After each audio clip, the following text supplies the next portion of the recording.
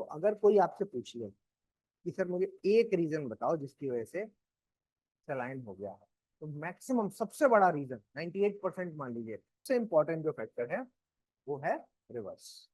कि 98% है जो वो सैलिनिटी के लिए यही जिम्मेदार माना जाता है। अब कैसे आई, क्या हुआ, तो इसके पीछे का सिंपल लॉजिक है आपका जलीय चक्र यानी वाटर साइकिल। कैसे, देखो ये मान के चलिए एग्जाम्पल्स में आपको समझा रहा हूँ। ठीक है, ये समुंदर है, ये कॉन्टिनेंट है। ठीक है, इवोपरेशन हुआ होगा, इवोपरेशन हुआ और फिर धीमे धीमे क्या हुआ, यहाँ से पानी ऊपर उठा, है ना, ऊपर उठा, पानी ऊपर उठा, इवोपरेशन हुआ।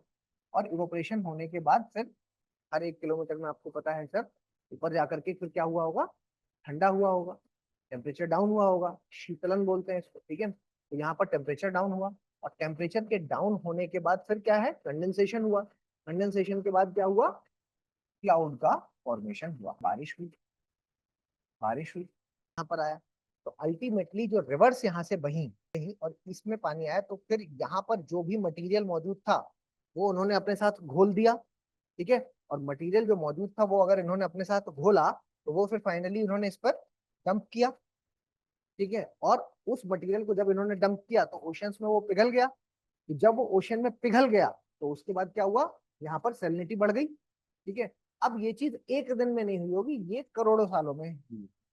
करोड़ों सालों में धीमे धीमे इस तरीके का प्रोसेस होता गया, होता गया, होता गया, और इस प्रोसेस के बाद यहाँ पर क्या है कि सैलिनिटी ऐड होती गई, होती गई, होती। ठीक है, तो this is just because of the water cycle.